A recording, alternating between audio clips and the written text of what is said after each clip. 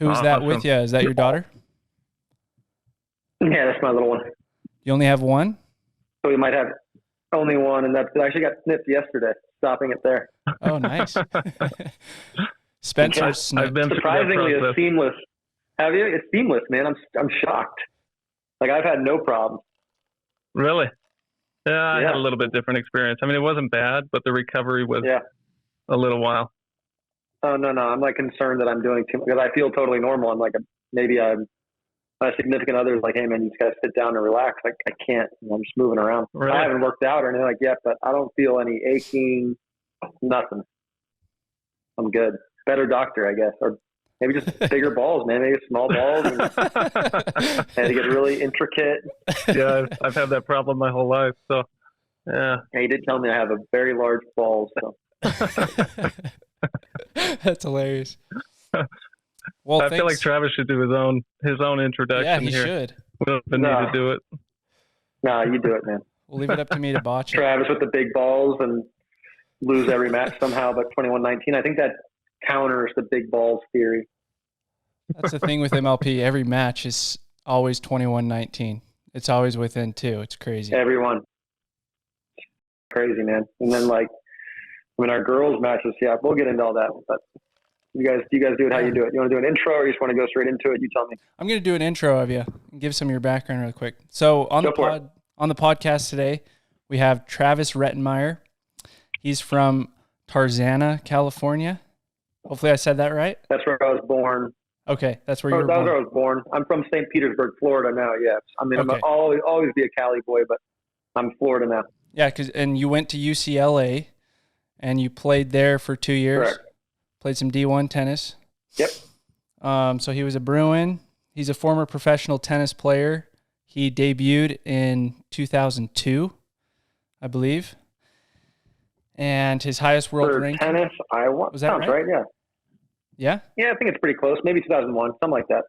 Yeah, and it looks like you became pro for pickleball 20 years later, 2022. Is that right? Yep, that sounds right. Right. Cool. Yep. Yeah, that's a cool coincidence. Highest world ranking in singles was 273, which to the pickleball player, that doesn't sound great, but to the tennis player, that's absolutely incredible. Also doesn't sound great. No, it does. Doesn't sound great. To us, it does. Yeah. If I was 273, I would tell people that all the time. That's why I'm not. And I certainly don't. I never mention tennis. Hence your podcast, Tennis Sucks. And we'll talk about that. And then you focused more on doubles. Your highest ranking was number 57 in the world, which that is impressive as well. And his sponsors are Selkirk and Sunday Swagger. Sunday Swagger's a newer one. Yes, I sir. freaking love the stuff. It looks so sick. So good. Thank you. Talk about that a little bit. And yeah, as a testament to him leaving the tennis scene, he started his own podcast. And the name of the podcast is Tennis Sucks. So welcome to the podcast, Travis. You got to wait, Ben. Thank you so much. Happy to be here. Hope you got like 4 hours because I got so many questions, man. We're only going to have like 31 interruptions, but that's fine. No worries. Like Austin said, he has a little boy. I have 4 kiddos. We get it. Oof. Yeah, it's a lot. Yeah, for sure. So I was going to, we don't need to talk too much about tennis, and I'm sure you're fine with that. Oh, I'm happy to talk about it, but yeah. When did you, I feel like I know, but when did you start playing pickleball pretty heavily? It was kind of by chance, September 2021. So I had kind of a substantial life-altering event. Started the process of a very ugly divorce at the end of August 2021, and moved in with a friend in St. Pete. She stayed in the house.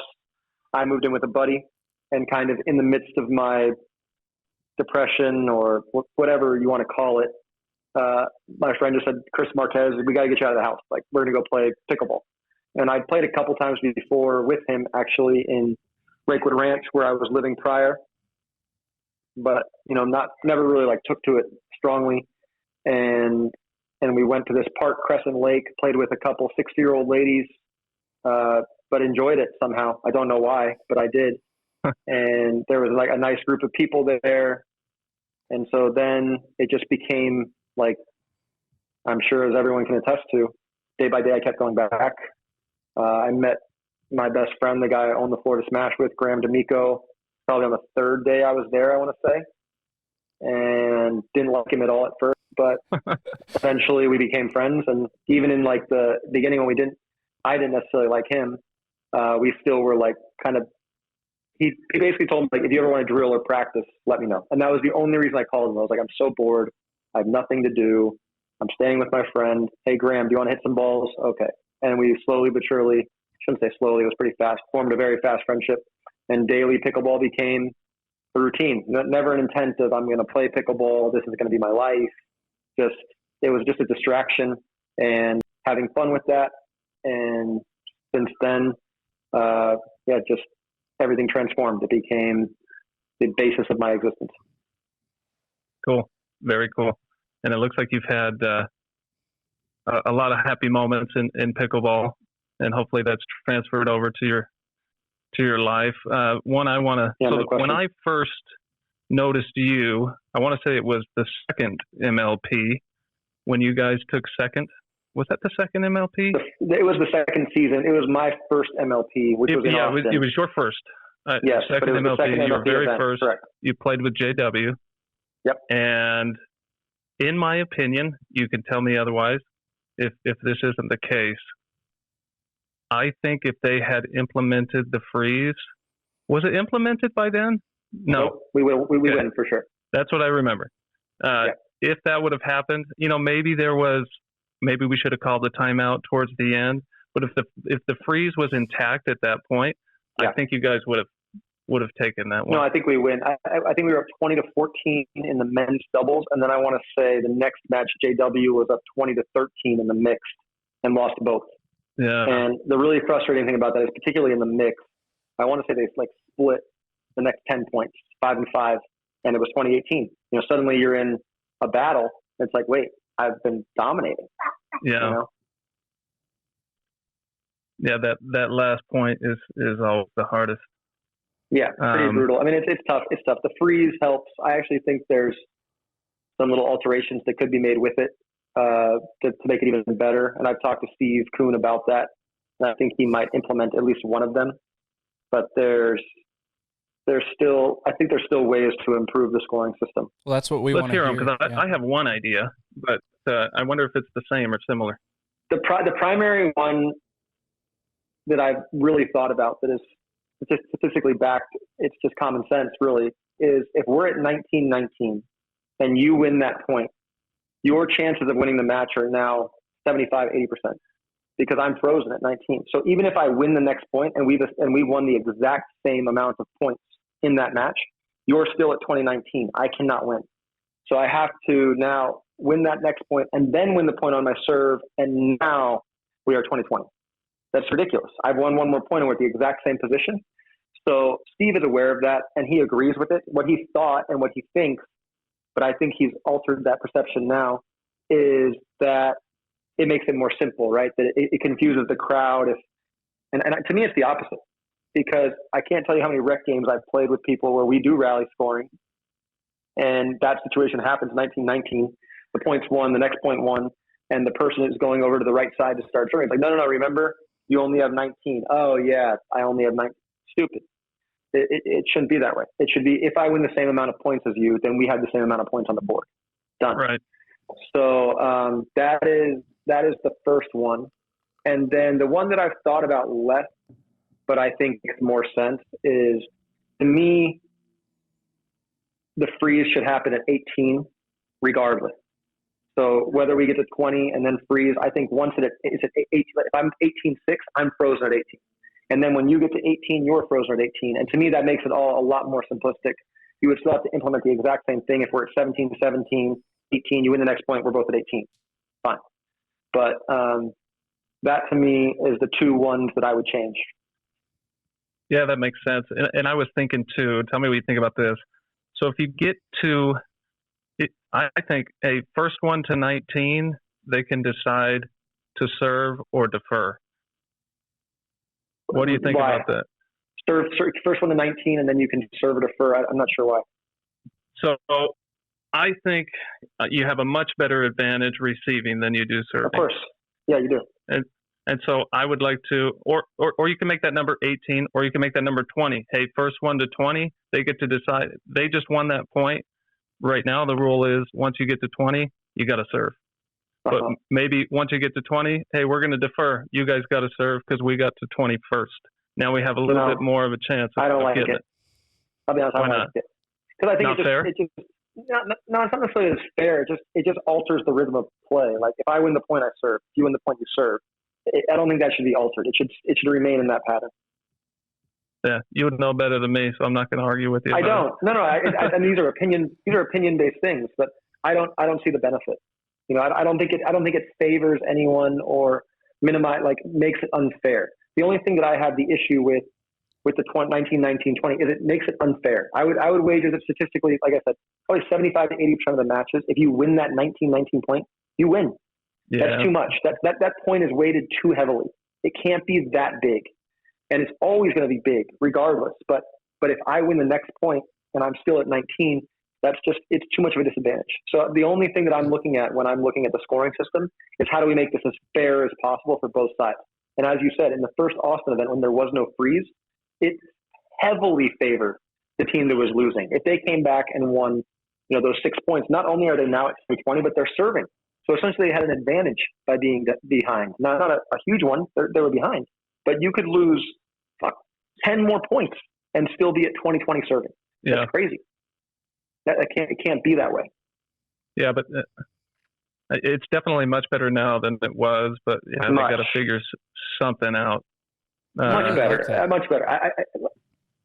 I like that idea. What, the 19-19? I really like the 19-19. I've never thought about it. I had no intention of. I think Steve is going to do it I think he's doing it for the next event. Oh, wow. Okay, cool. Oh, really? I mean, it was funny because he was like, all right, you have my ear. And I was like, he's like, give me your pitch. I was like, I literally just gave you my pitch. That was it. This doesn't make any sense. And we kind of just asked a few people, yeah, it's weighted too heavily. It's too big. It's weighted too heavily. He's like, all right, well, I can't implement it for this one, but I'll plan to implement it for the next one. Now, obviously, we have to go through a few other people, but it seems like a logical next step in the scoring system to make it fair for all the players. I just want to ask about this last MLP, make sure that I understand. They changed the timeout system slightly where you lose a timeout if you do it. That was already implemented, where you lose a timeout if you challenge a call and you're wrong. What did they change in this last one? Because I didn't understand what the change was. Does the other team lose a timeout if I believe they're wrong? I believe the challenge was, and don't quote me on this, but I'm pretty sure if before the problem was there was no deterrent for cheating, none. So if I challenge your call, you called the ball out, and I challenge it, and I was right, then you lose your timeout. Okay, that's cool.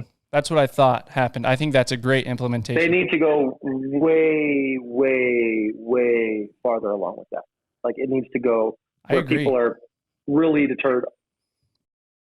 Now, like they have this theory, this logic. One, the camera system is as good as we have for pickleball right now, but it's certainly not Hawkeye like you have in tennis, where it's 100% precise. So you're looking at something that's a camera angle where they don't have enough snaps to essentially get like the perfect bounce. And they're stating that they need 100% proof to overturn the call. It should never be 100%. It should be based on simple logic. That looks in. I need 51% certainty that the ball is in to overturn it because you're seeing calls, and I saw one with the fives and BLQK, where one, the ball was called out from the sidelines.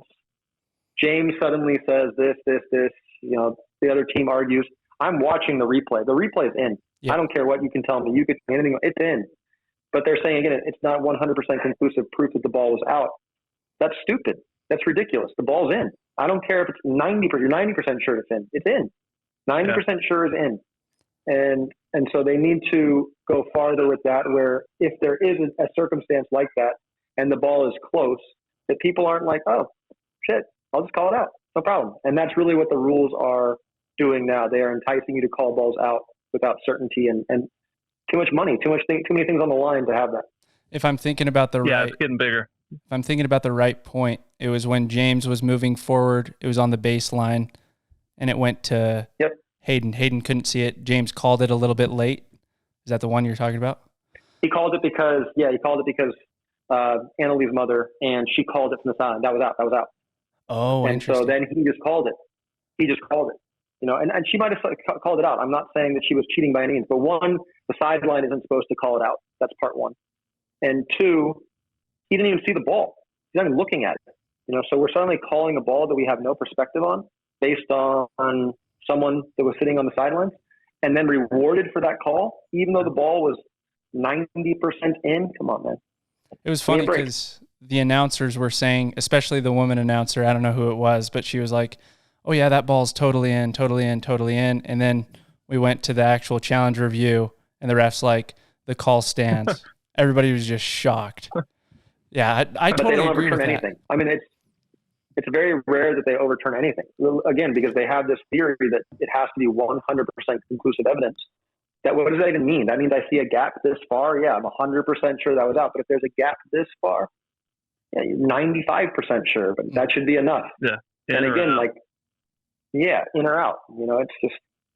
It's a frustrating rule at the moment. Hopefully the tech gets there soon. I actually wrote Hawkeye, the company that does the tennis courts, and they didn't respond to me. I don't think they have the tech yet for pickleball. But hopefully it gets to that point, because obviously it's a different ball. It doesn't compress. Maybe the camera angles need to be different. I don't know. But we have to get to some point where there's a more level playing field, and there's not, you're not incentivized to cheat. Yeah, I've heard that that's the biggest issue, is that it doesn't compress, but I guess we'll find out. Someone's got to figure out that technology. They figured out everything else. I mean, yeah, it's getting there. Of course we'll get there.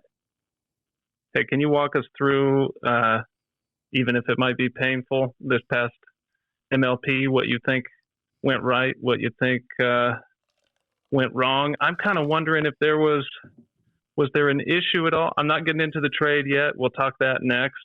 But do you think there was an issue at all as far as feeling like a family as a team before you started? Of course. Or not at all? No, of course. Yeah. No, huge issue. 100%. Yeah. I mean, one, you have very different personalities. You have very different ideologies in the way the game should be played. And I don't think either is wrong necessarily. I just think they're different, and the way that I reference it, it's like everyone has their own particular skill set. So if you take a tennis analogy, if we take Isner, and I tell Isner, hey, you're going to stand 12 feet behind the baseline and you're going to play like Rafa. Well, that works for Rafa, but that's never going to work for Isner. That doesn't make any sense for him. And so there's these conflicting ideas about how we should be playing. And I don't think we were trying. I know it's no one's fault. We were all trying to figure out how that works together. It just didn't. And we couldn't get there. And then there was definitely huge energy differentials between myself and Collin. I'm pretty extroverted. I like to look my partner in the eye and maybe talk some trash to him, and in a positive way, like, I got you, homie, I got you, something like that. Not his nature. Yeah. And then Georgia is similar. She thrives on that same kind of intensity. And Jesse's the opposite. Jesse's very introverted, kind of, I got my side, you got your side, and we handle it. And I don't think that worked well for Georgia. And then I think if you look at it, with being totally transparent, and I'm guilty of this too, I think there was some slouched shoulders, maybe kind of like some, when errors were made, and when that started to drift into our team more and more, it took away what's required to be a really quality MLP team, which is everyone backing each other, everyone on the same page. Because, I did it this morning. I went through one of my matches, and I think the total play, not including breaks in between points, was right around 12 to 13 minutes. So it's high pressure right away. You got to be on it. If I miss 3 or 4 balls, the last thing I want to hear is don't attack that, or not the right shot, or whatever. I don't need to hear that shit at that moment. This is too short. What I need to hear is I trust you. Trust your game. Go for it. Because it's too short to be analyzing that much. And so we felt, and I was open to trading myself too. I went to the other owners. If you guys want to trade me, that's fine. But we have to do something, because we're 0 for our last 10 in the gender doubles. And yeah, it was just obvious that we weren't coming together the way we thought we could. I think we had an abundance of talent. I just think sometimes in these partnerships and in these kind of high pressure circumstances, your cohesion as a unit is so critical, and we couldn't put the talent together well enough to make that kind of train roll together. Yeah, that makes perfect sense. I mean, it can become, even if it's not on purpose, it can become toxic, and then it just doesn't work. And it did. Man, like Collin, it's funny, Collin and I felt like got along worse at the first event. And I consistently liked him more and more the more I got to know him. But our game styles conflicted more and more. And I can truly say, like, I've never felt worse on the court playing pickleball than I did next to him. I've never felt like I second guessed myself more, like I was uncertain of what I was supposed to hit or which ball I was supposed to take, or I had no clue.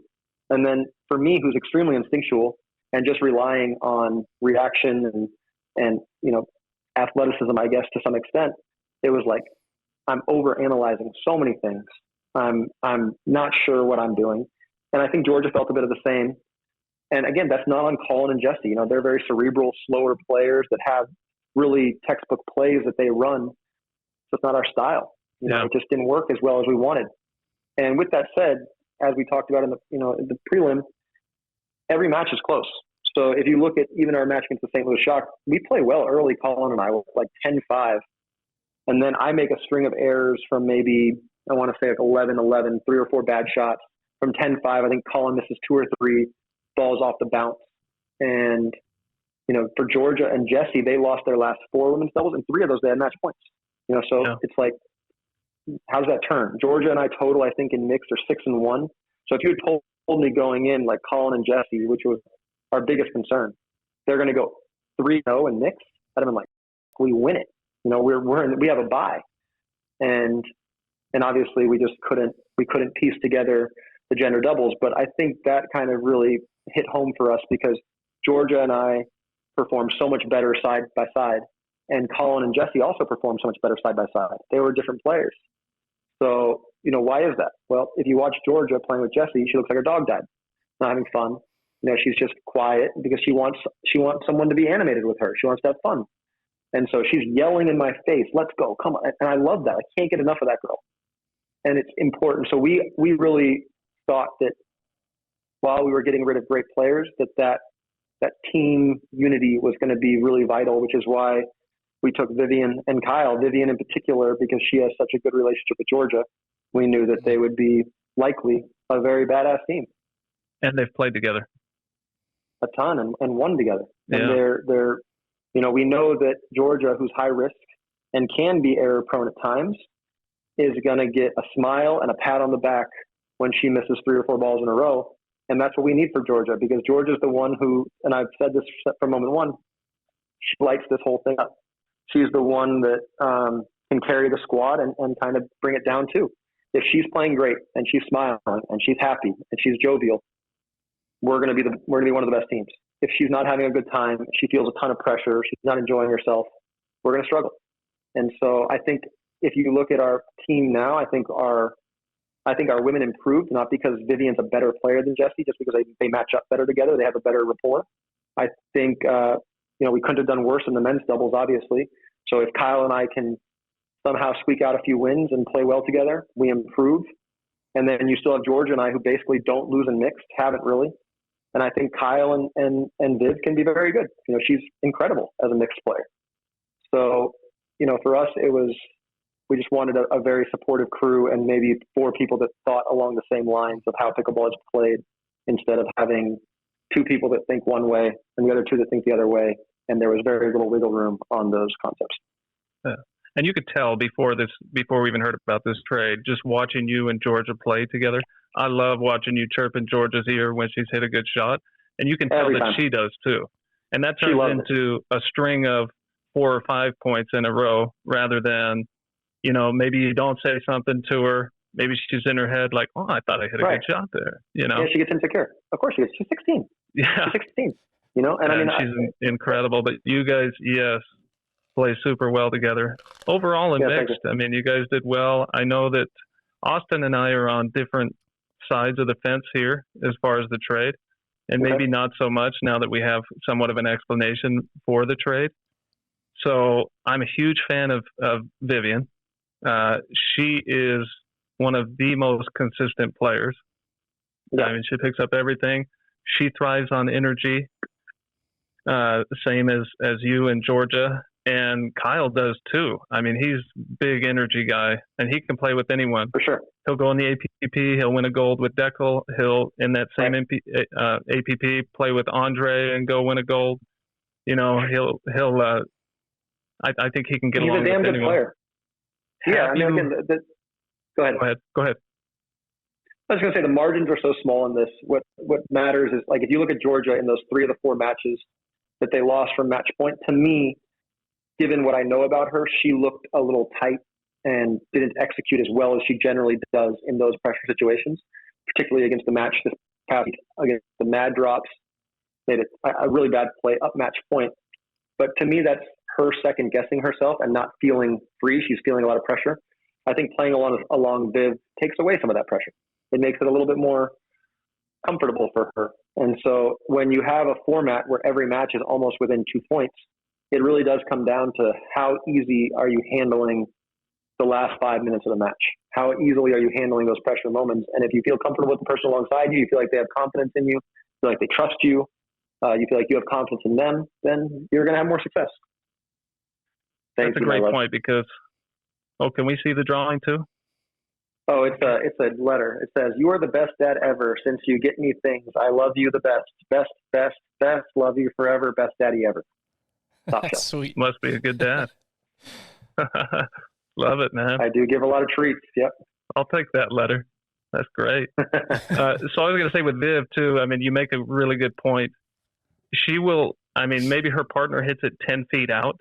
Right. Don't get me wrong. She wants to win. She's super competitive, but she will smile at her partner, say good job, and move on to the next point. Like, she is so positive throughout the whole thing. I tried to reference this. I was watching Anna Bright play with Lacey in Arizona, and Anna plays a great point.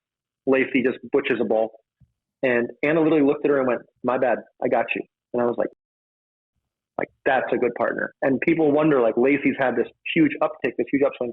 Think about how much confidence Anna has instilled in her that she trusts her. I'm such a good player and I trust you. Of course she's playing better. Like, this is what matters. You know, that ability to trust your game and execute. If you try to adapt to somebody else's expectations, you're not being true to yourself. And suddenly in a high pressure situation, you're doing something you're not comfortable doing. Of course you're going to fail. Of course you're going to have a poor result. So, you know, does this solve that for us? I don't know.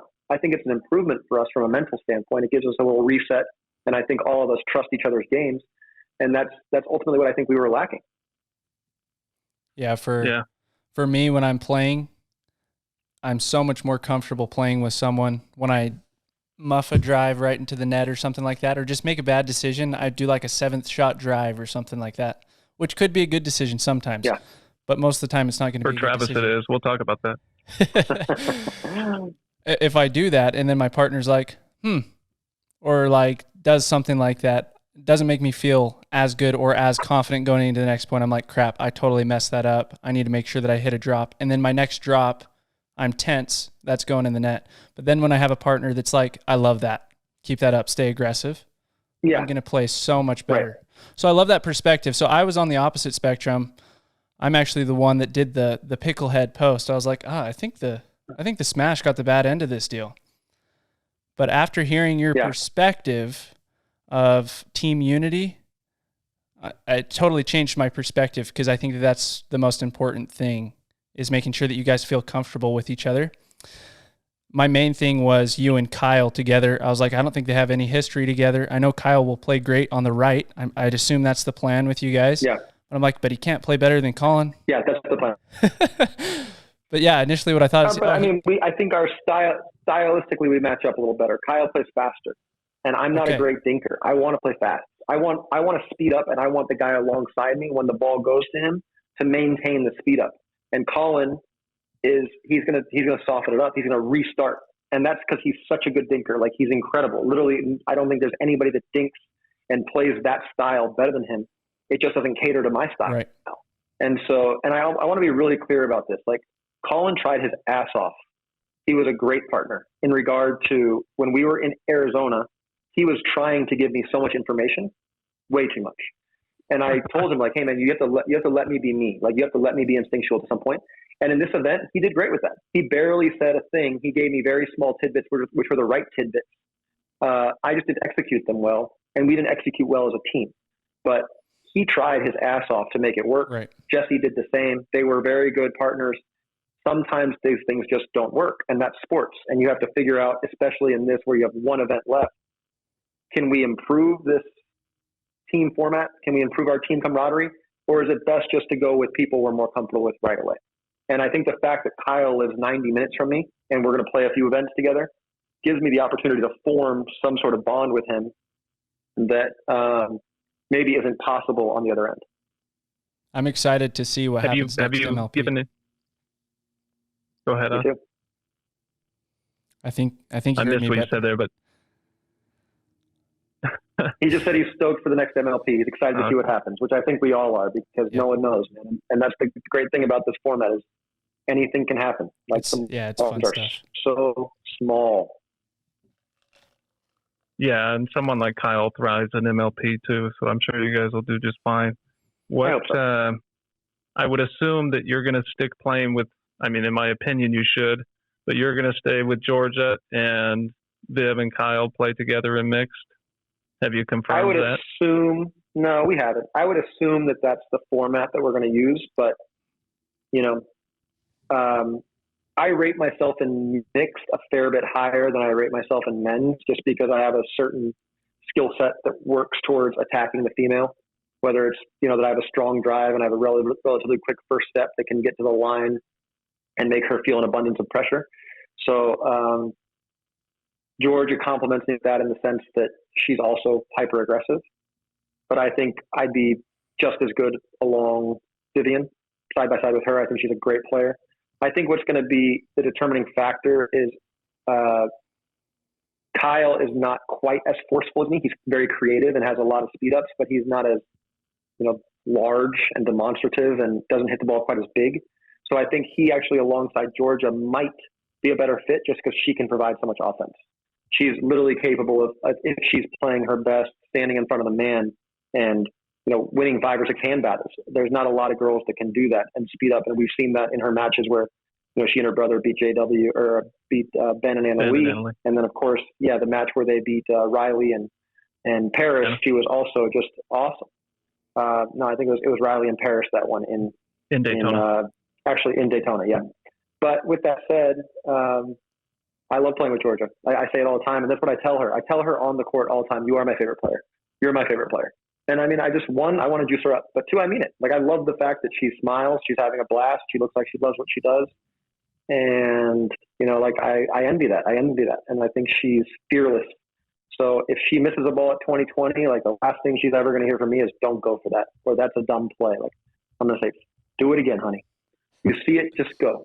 Yeah. And that's, so yeah, I hope to play alongside Georgia, but if we feel it's a better fit for Kyle to play alongside Georgia, then that's what we'll do.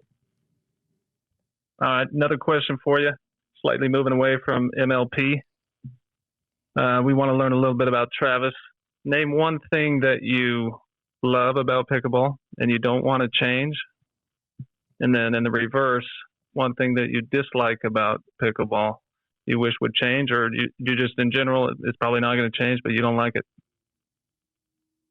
One thing that I love about pickleball is, to me, it's a public park sport. The reason I fell in love with it, community oriented, and I like talking trash. There's nothing personal about it to me. Like, people reference the Julian Arnold thing in Arizona to me all the time. Like, you guys must hate each other. I have no dislike for Julian. I love the fact that he called me a bitch. I love it. Like, go for it, man. All good. As long as we step off and we're good, we're good. And I think that is going to have to be refined slightly, but I hope that it doesn't go away, because the chirping to me is a really enjoyable aspect of pickle. And as long as it doesn't get personal and you don't insult my mother or something along those lines, or my race, then we're good. It's funny. Too slow. I'm faster than you. Funny. Let's let that happen. Let's keep that going. The 2 things that I really dislike, I'm going to give you 2. 1, I hate that there's specialization. I hate the fact that in this sport, you can be a right side specialist or a left side specialist. I think it slows down the evolution of players developing all skills. So, the people reference tennis, well, you return on the right side and the left side in doubles. Yeah, but you still have to play both sides all the time. From the net, you have to move, you have to alter your position. If I'm serving from the right side, I'm serving from the left side. Deuce court, ad court, however you want to describe it. And you have to have this abundance of skills to play every part of the court. Collin Johns is the perfect example of that. He is an unbelievable right side player. You put him on the left, he is pedestrian, relatively. That's unfair. That's stupid. And I think you should have to establish all of these skills to show that you're capable. So to me, the stacking thing should go away. I think you should have to play the right, the left, the right, the left, point by point. My opinion, that will never happen. Part two that I don't like, and this is an interesting one, and that's I think why MLP is also so exciting, is I don't like that because I think right now there's not enough great players in the sport to create a bunch of disparity. So you have this standard outcome every week where Ben wins, Anna Leigh wins, they play together, they win mixed, like la-di-da, who gives a shit, right? Like, let's do something along the lines where you alter the format where you have to play with random partners for half the tournaments of the year. Something along the lines where, let's say it's James Ignatovich who's making his way up, and on the way is playing with partners you never heard of. Maybe he's playing the best in the world that week, but he's playing with you, or maybe he's playing with me. Why not have it be random where we actually get to see who the best player is, who can deal with various personalities, who can deal with various playing styles. And then I think you genuinely determine, I still think Ben would be, like, don't get me wrong, the guy's the best player in the world. But I also think you start to move towards who genuinely is the best player in the world, because you're not going to have Ben and Anna Leigh, the two best players in the world, teaming up over and over and over and over. But one week you're going to have Ben play with Jessie, and Riley is going to play with Anna Leigh, and that's going to be moved around. So I would like to see a lot more bouncing around, and I think there's going to be events coming up that are using that format. And yeah, that's what I hope for, because I don't like watching the same matches every week. Yeah, it can get repetitive for sure. But when you're pickleheads like Austin and I don't know. I'll probably still watch it until I'm 100 years old. It too. But I'd much rather watch, like, Anna Bright play with Lacey right now, which was a surprise duo, and they're shredding it, and they can come together. And then you got on paper a better team like Georgia and Jessie, and they're struggling. That's interesting to me. Why? Why are they struggling? Why is this team thriving? Well, probably because they are more cohesive. Their game styles match up better. Anna, carried I don't know, whatever the reason is, it doesn't matter. But that's an interesting aspect that isn't in pickleball right now. And it creates a lot of nonsense, because getting partners is very difficult. Retaining partners is very difficult. It's fickle, it's fragile. And there seems to be kind of cliques that form of these legacy players that only play together. So I think it's harder for a really, really quality player to break through, because they're probably at a huge disadvantage for the first 12 months of their pickleball life. Yeah. All right. So another on this same topic, someone like Lacey Schneeman, I didn't even know who she was last year. All of a sudden she's winning in tournaments as well as in MLP. It's pretty cool to see. So Austin can vouch for me. I'm a big Travis Rettenmaier fan. So on that same subject, I feel you need, you're just underrated. I've said it a billion times, give Travis a good partner, especially in PPAs. Migrating away from MLP right now for a minute. I'd like to see you play. So I watched you play. I want to hear your breakdown of it. We were there at Mesa PPA. I kind of followed you and Leia most of the day, just kind of watching and looking. You guys had one unfortunate match against Viv and Thomas. Correct. Otherwise, I think you would have gotten 4-2-1 in the second I think game. It was a quarterfinal, if I remember correctly. But I was saying we won the first game, and then we were at 4-2-1 in the second, and I felt like I was completely dictating play till that moment. Yeah. And then, but then in the back draw, you guys never lost again and just destroyed. But your only opportunity was fifth, if I remember correctly. Yep. You couldn't make it back to third because you didn't get to the semi. Right. So question one, how do you feel about that in the PPA? Do you like that you have to lose in the semis in order to get to a bronze medal? Do you wish there was a better backdraw situation? No, I see the logic in it. I mean, it limits the play for the top players because they're going to generally run through that. I think eventually there won't be a backdraw. I think we're going to get to that point. And a lot of people have discussed that. I think you can probably go no backdraw and just have a third, fourth playoff for those to get to semis. But no, I think it's a fair format. I think they're doing the best they can.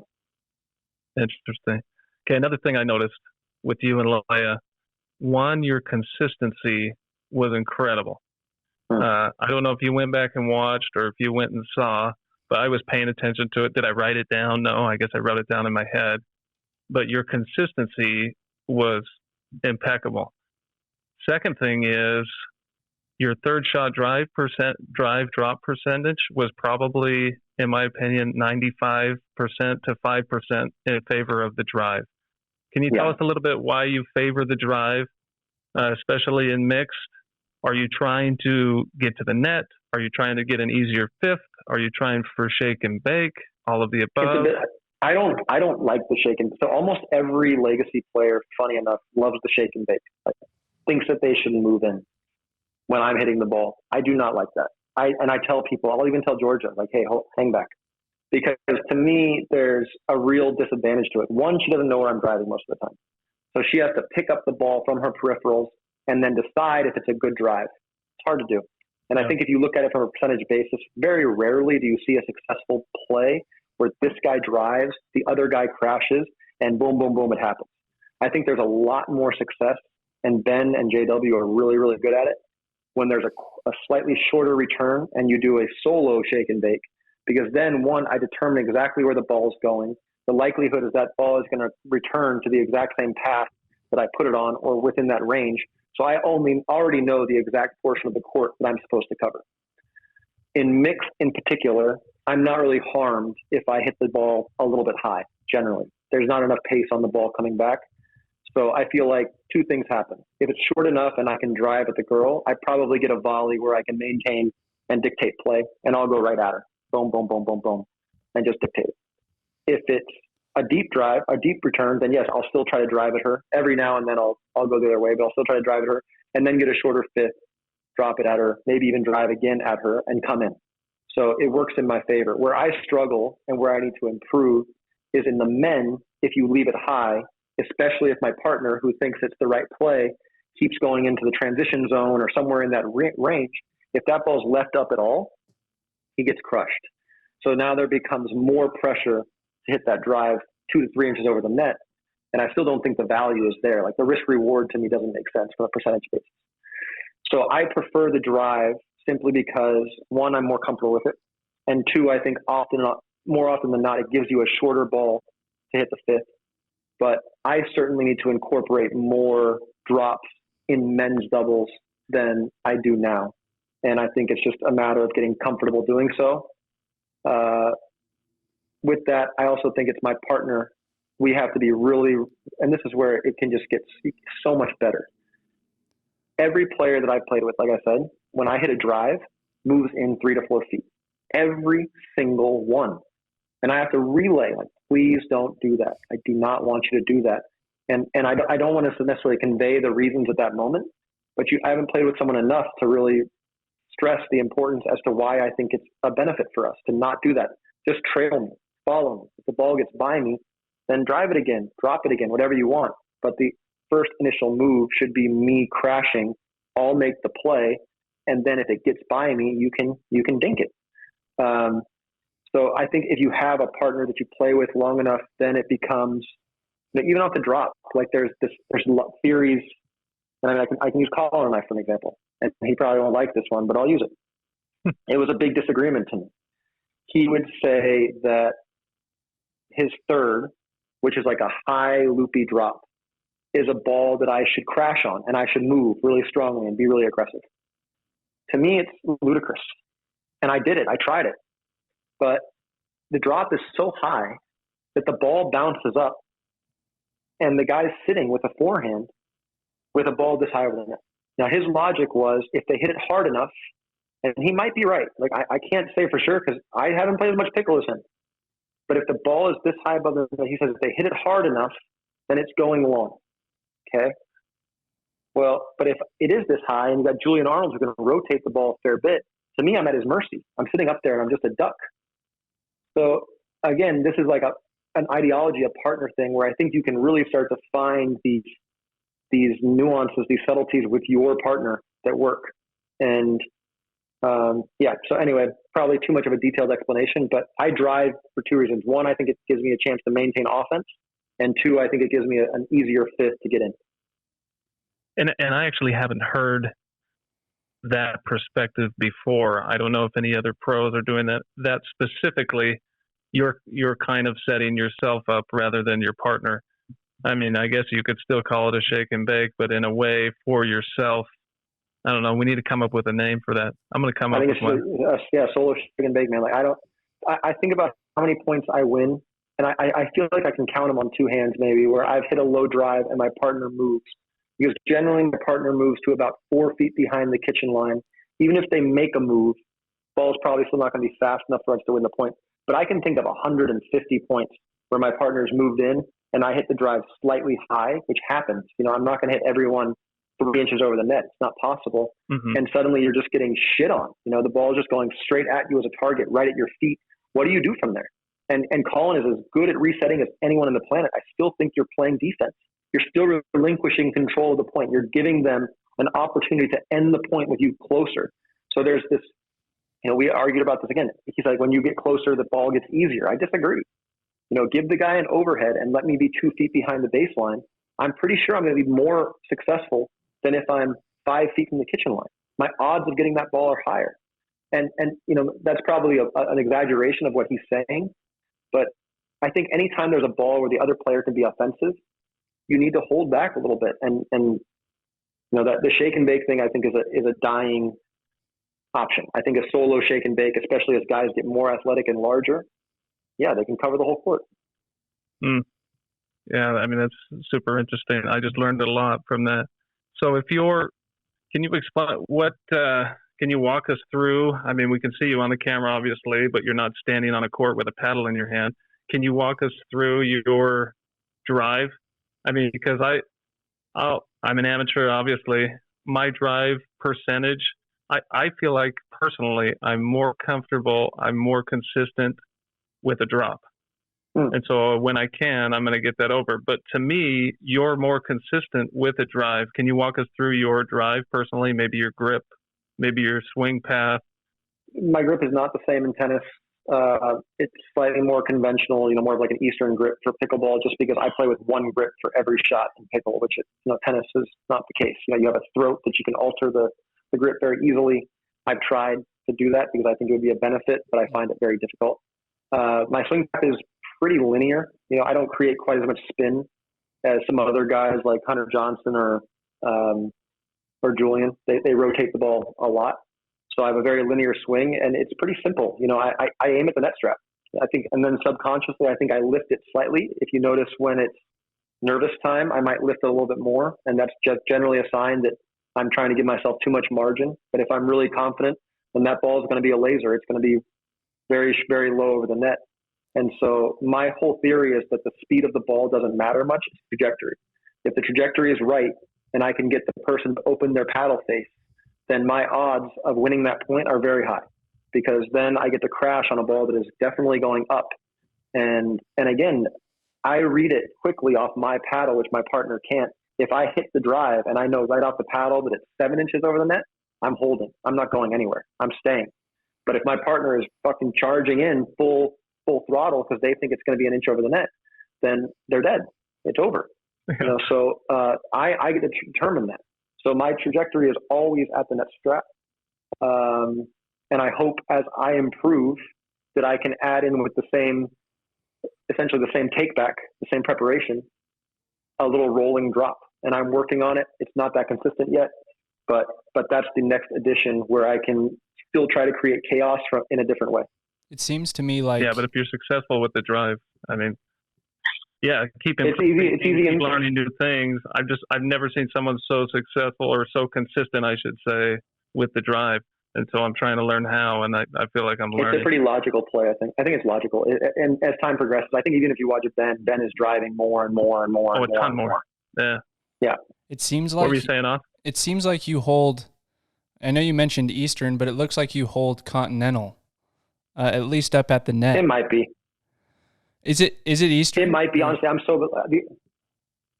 I mean, I can grab one. I honestly like Eastern and Continental are comparable to me. You know, my grip is a volley grip. You know, like if you go and shake the hand of the paddle, like you're taught in tennis when you're a little kid, that's the grip I use. You know, and it's pretty close. I would like to honestly pitch it over a little bit more towards a forehand style grip, but I've tried, and maybe that's possible. And I think there's some benefit to that because I'm very backhand dominant coming from tennis. But it's something that I would need some time to kind of get the angle of the paddle face, because right now I have a very good perception subconsciously of where my paddle face angle is, and that changes things quite a bit. Yeah, it would feel like starting over, probably changing your grip, even if it's just slightly, because those angles slightly off with such a small court. If you watch Ben though, like Ben had a very conventional grip when he started, and as his game has progressed, he's definitely inched it over more towards a forehand. Yeah, more and more. You know, he's and now he's much better defending the forehand wing than he was prior, simply because the paddle angle is that way. You know, you're just instantly subconsciously more likely to defend that forehand wing. JW is the same. He's a little farther over than me towards a forehand grip. You know, no one's where Riley is, but then you got, you know, Matt and Wright's still very conventional. Wright's just like me. He's in the same spot. So I think it's interesting, and those little subtleties are only gonna, you know, continue to evolve as the game gets better and better. You mentioned your backhand. That's one of yours that I love. I mean, basically, from what I see, anything you can get from your backhand at the kitchen line, tell everybody not to go there, because that ball is going down and out. Can you walk us through that a little bit? Just your, I mean, obviously reaction time has a lot to do with it too, but maybe just your motion there so that we can improve and start to be a little bit like you. Yeah, you know, I don't think about it that much, but it was always, backhand volley was always my best shot in tennis too. Obviously, I had to alter the way that I hit it because I rotate the ball now, as opposed to in tennis, it's really firm, it's stable. You add a little cut, but you very rarely, if ever, hit a ball with flick on a backhand ball in tennis. It doesn't happen. And so I feel like a lot of it is just that I read the ball early. I feel like I have a pretty strong, fast wrist, and I can create a lot of torque, a lot of action off that particular ball. So I would say I try to keep my swing between 6 and 9 inches. I don't think about my arm one bit. I only think about the wrist action and how much force I'm going to create with the wrist. On the counter, it's a little different, but I've watched myself in video counter comparable to other people, and I'm much more violent with my wrist than most. And I think it's just because for that particular shot, I have a pretty good read on it, and I'm very comfortable. I also get taught on my forehand more than most. So there's pros and cons to it, but it's a pretty violent action. Like I said, probably 6 to 9, 6 to 12 inches of just a quick snap. That's it. And when you started out with that, were you using as much wrist when you were first practicing it, or when you first started playing? No. I mean, I think that's a common misconception. People will go watch a video of Ben Johns, for example, on YouTube, and they'll see how he performs the roll, or Zane, or whoever it is, and they'll see so much wrist action. And then they go out and practice it, and they're throwing their wrist like this, and the ball is either dumping in the net or flying. So I think it's a gradual thing to where it's mainly arm and then a little more wrist over time until you're comfortable with it. That's a difficult question because everybody, again, it goes back like it is a Rafa thing. Everybody's skill set is different. And I tell people when I have coached them in the past, I don't coach much anymore. Like, this is the right way to do it. Not everyone's going to be able to do it. And it's not even the right way, but this is how I do it. And some people pick it up very quickly, and other people don't. They can't get it. Like, they can't get the appropriate amount of spin. The trajectory of their paddle is way off, like they don't have the appropriate axis. And so there's some drills you can do to learn that. But to me, there's a 6 month, 3 month, whatever you want to classify it as. I don't care if let's say I was trying to teach you the backhand flick. I don't care if the first 400 go in the fence. I really don't. What I want is, sorry, I just got a call. What I want is for you to try to do it correctly, and then you're going to only gain control of that spin as time progresses. So when someone's trying to do it the right way, but the ball's going everywhere, I encourage that if they're learning it. I would rather them do that. Now, should they do it in their rec games where they can't make a ball? Maybe not. But should they go on a ball machine or drop feed themselves balls to learn to control that flick? 100%. I don't think you can learn it correctly starting with the arm. Maybe you can learn it decently. Like, again, there's guys who hit it okay, but more poke it and it's stiff. Mm-hmm. But you're never going to do what myself or Ben does, or JW, for instance, flicking the wrist and creating that kind of torque unless you just unleash the wrist. That's the only way. And there's going to be a few errors. Yeah. And miss a million times, man. Like 10,000 reps. That's anytime I get stupid questions, I feel like, from people that think I'm going to tell them something and suddenly they're going to get it. It's like, I could tell you the exact right thing. I could be the perfect coach for you. You still have to hit it 10,000 times. That's the way this works. There's just no magic potion. And so it's like that in all sports, like that in anything. You need reps. And hopefully you're practicing those reps the right way. And so again, like if you're using the arm initially, you could classify it as a progression, but to me, you're doing something that you're never going to do anyway. Dang, some knowledge there. Yeah. So I interrupted you. What were you going to say? Yeah, last technical question is, we've noticed that you've been hitting a lot of lobs lately. So I would assume it's been something that you've been practicing. Is it something, do you feel like the game's more so going that way, or why are you doing it more so now? I think the lob is really effective. I think the lob is not something I've practiced as much as I want to, but I think especially when you're against the wind and you've got a smaller player at the kitchen line, super effective. Collin, for instance, is not that hard to lob. He's a pretty easy guy to lob. James Ignatovich is not an easy guy to lob. He's a very hard guy to lob. JW is surprisingly, for 5'10" or whatever he is, very, very hard to lob. I think there's guys that lean really hard that are easier to lob. I think Collin Dawson obviously probably showed that it's a super effective play and it can alter that dynamic. And then I love the way Kohler uses it too. He uses it a way to back you up off the kitchen line.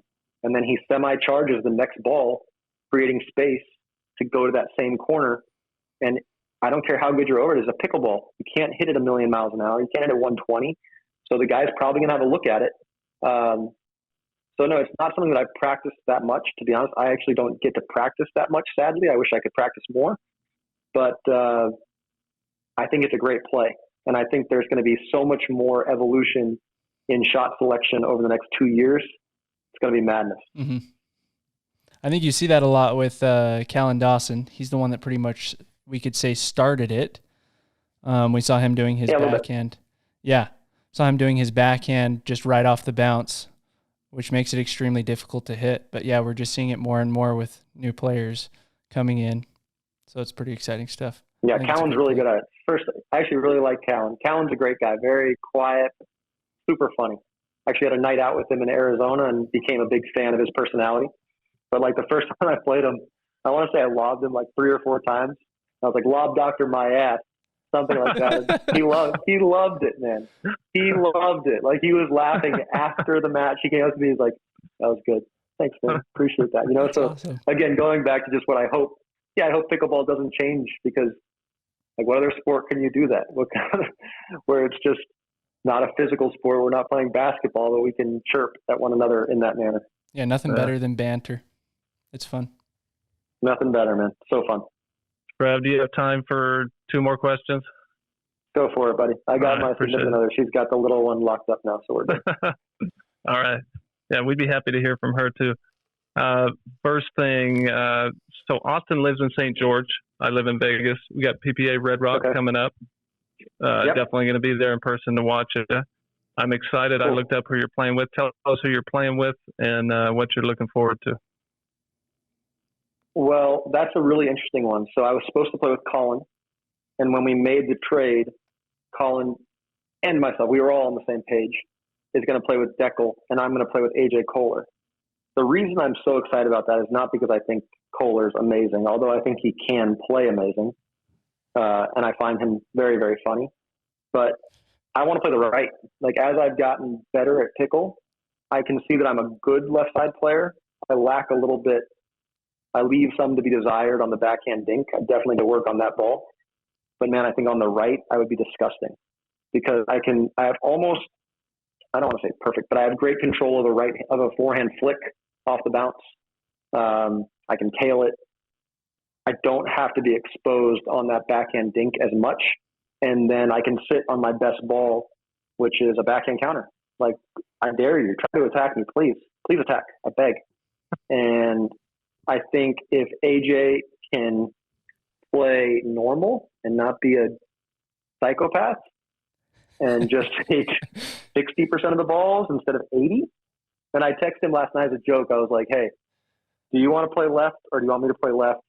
And he's like, I'll play left. You just sit permanent Ernie. It's like, okay, buddy. You know, I like it, but it's going to be an honest, like if our paddles clash and he's stretching out all the way over and I'm just sitting there back and it's like, get the fuck over there.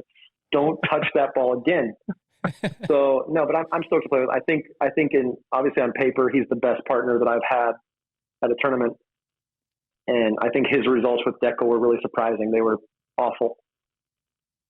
So I think he's excited to try something new. I think Collin and Deckel will actually be a good team too. So I think it works out for everybody involved. And yeah, I'm excited. I hope he brings his A game. I know he can be a little bit up and down emotionally. And I think I'm capable of handling that. Cause if I see a few, circus shots quick, I'm probably going to get right in his face and be like, hey, I'm away from my daughter. I'm not here to fuck around, man. Like, don't do that again. So I think he'll laugh at it, but I think he knows I'm serious, and I think he knows I want to win, and I know he wants to win. I think he's a really talented guy that should be winning more.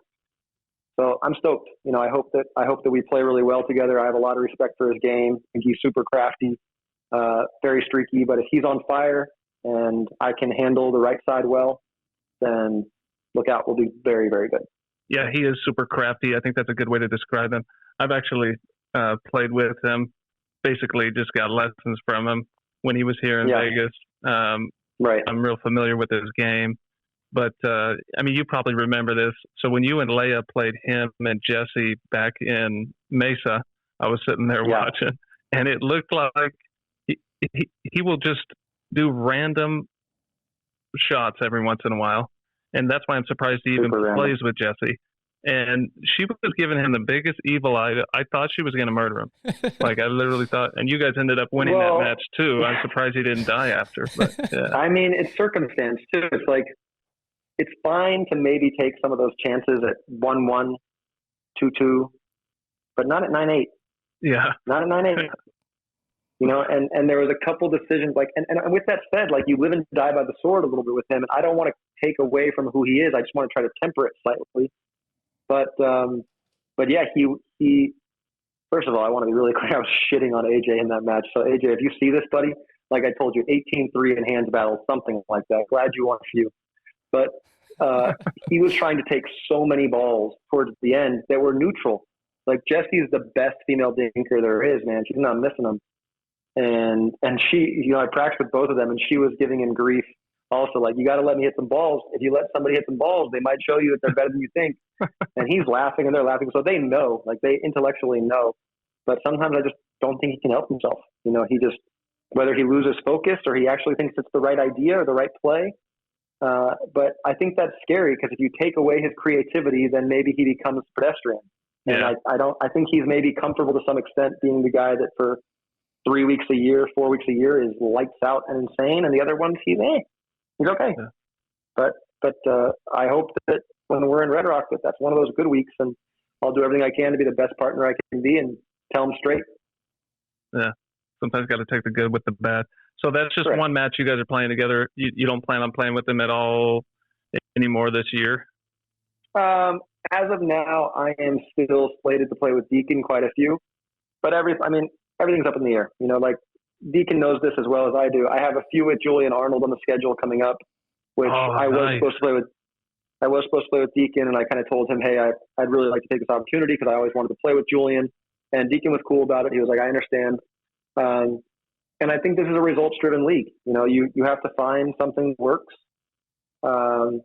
Deacon and I's first outing was really, really poor. We played terrible together. And, we're definitely going to play more, and I hope that we have success. But if we don't, then, of course, it's just like any business decision. You have to make the right one. And so I don't really know after the next 2 months, but I'm hoping that Deacon and I have success and are a good tandem. The only concern that I have with that is that I really have drifted in my head more and more that I would like to be a right side player. I just think my skill set caters to it more and more. And I know Deacon can't play left. He's not athletic enough at this point to play that side. So I think it leaves us with a slightly large hole. If I'm on fire and I'm really consistent with the dink, that's fine. But in my opinion, the guys who are improving and going to be so much better moving forward are guys that can attack you off the bounce off both wings. I don't have that ability on the back end. I could probably learn it, but I don't have it right now. So when you play Julian, and you bounce the ball to his forehand or backhand, and he can literally hit all spots, including an angle with those two wings, it's extremely difficult to counter. You got to watch it. And so I think I'm super stoked to play with him. Going to play the right with him as well. And yeah, that's, everything is in flux. That's just the way this world is. No, that's an exciting pairing too. You and Julian. Wow. Yeah, I think we got like three on the slate. It's going to be pretty loud too. That's the intent. And I really believe this, I think if you have two guys that can be very forceful, you have a chance at the Johns. If you don't have two guys that can be extremely forceful, they're just going to pick you apart. So, he might prove me wrong. They might kick the shit out of us, and it might take some time. But I think two guys that are hyper aggressive and maybe a little obnoxious, boisterous, have a better chance than if you try to, do what Jay does against them. Nothing against Jay, but because he's beaten them, but kind of play softer and work the point. Like Ben's too good at that. Colin's too good at that. They're very. Yeah. I don't want to play that game. And you see when Riley and Matt have had success, it's colder conditions where they just play organized chaos. Like that's the kind of pickleball that's fun to me, and that's the kind of pickleball I want to play. So guys like AJ and Julian make that more possible given their skill sets. Yeah. All right, Travis. Well, I'm sure you got to go. We've taken up way too much of your time, but really appreciate everything, all the insights. We got deep in Travis's head. To end here, would you mind giving us one tip? I'm sure you've brought some stuff from tennis and then brought it into pickleball, how we can mentally prepare for matches in pickleball. Is there anything in particular that you can think of that could help us mentally? It's a cliche, but it's true. Like every point and every ball is individual. Whether you play rally scoring, standardized scoring, which there's all this chatter about, you play differently based on the format bullshit. Just play every ball individually, every point individually, be conscious of a game plan. And if you can do that and you can segment out shot by shot, point by point, your odds of success are really, really high. If you're looking at it from a grand scope, like I hope I play well this match, probably unlikely.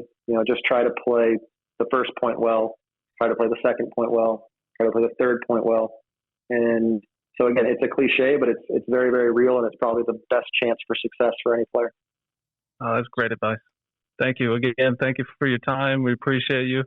Good luck in Red Rock. We'll be there cheering you on in person.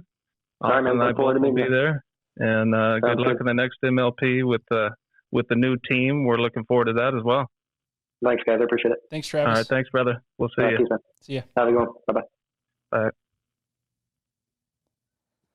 Well, that was awesome.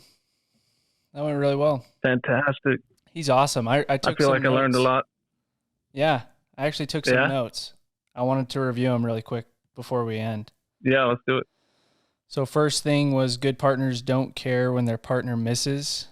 I really like how he talked about that. And then he talked about how it's just like, I don't know, Collin has more so of a technical look at things, whereas I feel like Travis has more so of a get out there and play your game. Don't give it much thought. Be yourself out there, which is how I try to be, but I feel like the technical part kind of takes over sometimes. So that was a good one. Yeah, sometimes you get into a match and then you forget everything that you were going over. I can't be taught during a match. If we want to figure something out beforehand, I mean, you know this, we've played together. But anytime, like if we want to learn something through drilling or beforehand, great. But during the match, you know, maybe I hit a bad shot or 17 bad shots. Your response usually is, "Oh, it was a good look," you know, or "Yeah, all right, yeah, hey, let's move on to the next one." I think that helps most everybody. So I am looking forward to seeing. How do you feel about the trades now after hearing from him? Yeah, after talking to him, it totally makes sense. And I wouldn't say the Smash have a less good team than the Night Owls now. I would say it's going to be a pretty dang good team. I'm excited to see how him and Kyle play together. Yeah, me too. They could be really good. They could be just as bad. Who knows? But we'll see. But it seems like based off of talking to him that their personalities will mesh pretty good. They only live 90 miles away or 90 minutes away, whatever he said. 90 minutes, yeah.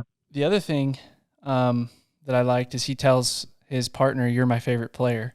But he doesn't just say it only to pump them up. He actually means it. And I think that's important. And I think that's going to make people feel good. You could tell during MLP he was firing up Georgia. Right. And that's why they were killing it in mixed. It was just gender doubles where they struggled. And then I wrote down solo shake and bake makes more sense, which it does make more sense because so often I'll do a shake and bake and I'll be like, hey, go charge the net. Like, oh, my bad. I left it 6 inches high off the net. But it's like, yeah, that's going to happen like 10 times in one match where I'm going to leave it high. So it really doesn't make sense to charge. I really like to do the drive just to get a good fifth. It makes the fifth easier, especially when someone's hitting a ton of slice on their return. I don't know, some players might struggle more with topspin, but I feel like for the most part, especially amateur players, are struggling with a return that's hard slice and deep. If you drive that sucker, it's going to be a lot more comfortable than dropping it. And then you drive it and you can get a good fifth shot drop. And then two more. He said he hits the ball while aiming at the net tape, which I think is really interesting.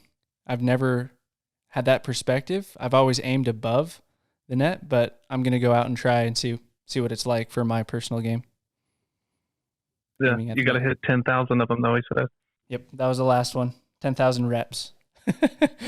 And what I think is interesting is he only cares about form, which when I taught tennis, that's all I cared about too. Is like someone would serve a ball and it would go in the net and they'd be like, oh, no. And I'm like, no, that was perfect form. Keep going, keep going, keep going. You'll figure it out yourself. You have to get the technique down and then throw your technique side of your brain out the door and allow your non-technique side of your brain to take over and just focus on hitting the ball. And then like what you said before, when you're in a match, all the skills and tools that you have in that match is what you have for that day. So there's no point in trying to work on technique or thinking about technique. Ben Johns put it best when he said, just keep your mind blank. That's what he tries to do, is keep his mind blank. I like to think about something, even if it's random, just to keep my mind off of technical things. Because if you do that, you're going to tense up, stuff like that. Anyways, super informative stuff. Yeah, one way that you've called me in a match before was, what did you say? Oh, you said pink elephant. You were like, just think of pink elephant. And so if I can like get in that forgetful state of just like, not a forgetful state, I don't know what to describe that, but to where I'm not, in constant worry or whatever. I'm just, not worried about if they're going to score the next point, or if we're going to miss a ball, or whatever the circumstance is. Just have something in your mind that can just re-trigger you, or to try to be in a blank state of mind. Yeah, that's helpful for me too. Hey, let's talk real quick. Our predictions for MLP were, number one, we had both chosen Pioneers, correct? Yep. And they won, right. So. And then, obviously, we didn't know Thomas was going to get injured, but Madrops was both of our second pick, correct? Yeah, but what I don't understand is they were on the same side as the Pioneers. Did we know that going in? Because I had no idea. Because if they're on the same side, then it's either third or first. You know what I mean? Yeah, next time we'll have to do our research a little better. I don't know if it's random or not, but I feel like it is. And then my third pick was the Smash. Obviously, that was a catastrophe, but still love Travis. I think they're going to do better. I mean, they got to do better this time. Anything's better than 0-3. And your third pick was? The Hard Eights. I thought they'd do a lot better. Oh, that's right. I don't know what happened. They're just missing the singles aspect, man. They could get through, but somebody needs some singles on that team for sure. Riley led the team in singles too. Did you notice that? Which was surprising, I thought. Yeah. Surprisingly, yeah. Riley's just like, no, I'm winning this thing. He's not even a singles player, and who was he playing against? Whoever it was, he was owning them. I can't remember. Yeah, I don't know. I watched so many matches in the past few days. I mean, an insane amount. If I knew the team that took him out, I'd know who. But the listeners know, I'm sure. But yeah, they did fairly well. Anyway, that's our predictions. Do you have anything else to add to the pod this week? No, we'll save it for the next pod. I have a ton of stuff to talk about. So. Okay, good. So everybody look forward to the following week. We got even more to talk about. Thanks for listening to Picklehead Podcast. As always, put a pickle in your pocket. Later, Pickleheads. Later.